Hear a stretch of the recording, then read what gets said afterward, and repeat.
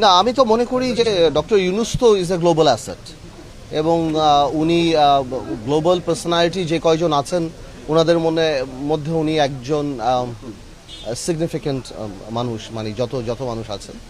তো I am sure যে India আর বাংলাদেশের যেই দ্বিপাক্ষিক আলোচনা হলো বা যেই আলোচনাই হলো, আমি পজিটিভলি দেখি এবং আমি মনে করি যে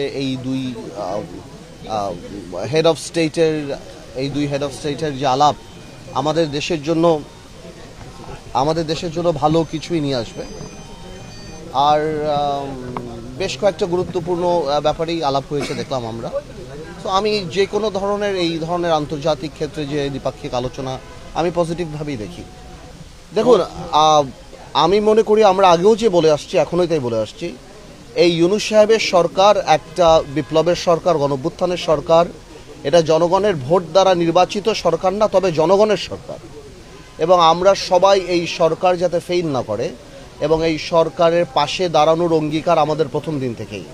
এবং আমরা প্রথম দিন থেকেই বলে আসছি যে সংস্কার প্রয়োজন, তবে বড় সংস্কারগুলি আমি মনে করি যাতে করে জনগণের প্রতিনিধি যারা তাদের মাধ্যমেই হয়। তো আমরা সেভাবেই ইউনূস সাহেবকে সাহায্য করে যাচ্ছি এবং বা তার পাশে আছি। এবং ইউনূস সাহেব বারবারই বলছেন, আমরা শুনছি যে ডিসেম্বরে হবে কিংবা ডিসেম্বর থেকে জুনের মধ্যে হবেন, যদি বড় বড় রাজনৈতিক দলদের সাথে একমত হয়।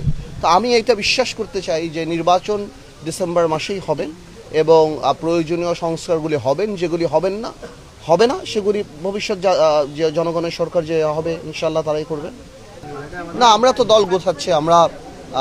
আপনারা জানেন যেটা আমরা অনেক আগে থেকেই, বাংলাদেশ জাতীয় পার্টি বিজেপি এখন যে কোনো সময়ের চেয়ে আগের চেয়ে অনেক বেশি শক্তিশালী এবং রেলেভেন্ট এবং প্রাসঙ্গিক রাজনীতিতে। তো আমরা করছি এখন ঈদের পর থেকে এখন আবার আমাদের কাজ আরম্ভ হবে। ঢাকাতে আসনগুলি বা অন্যান্য যে আসন, আমরা হয়তো জুন মাস থেকে আসন ভিত্তিক আলাপ আলোচনায় যাব বা ক্যান্ডিডেট নিয়ে আমরা বেশি কনসেন্ট্রেট করব। এগুলি এখনো টু আর্লি টু সে। না, নির্বাচন হবে, কোনো সংস্কারগুলি কি নির্বাচনের ইনফ্রাস্ট্রাকচারকে কোনোভাবে এফেক্ট করে কিনা, দ্বিপাক্ষিকের কোনো আলোপার আসনে, এই ব্যাপারগুলি এখনও আমাদের কাছে পরিষ্কার না যে এই সরকার কোন সংস্কারগুলি করবে। কিন্তু তার সেই সংস্কারের উপর অনেকাংশেই নির্ভর করে যে আগামীতে কী রকম নির্বাচন হবে, ক্যান্ডিডেট কারা হতে পারবে বা কী আলাপ হতে পারে বা কী ধরনের নির্বাচনী ঐক্য হতে পারে। তো আমার মনে হয় আরেকটু সময় লাগবে। দেখেন, আমি আপনাকে একটা কথা বলি, আমি দ্রুত না আমি সেই ব্যাপারে কথা বলবো না।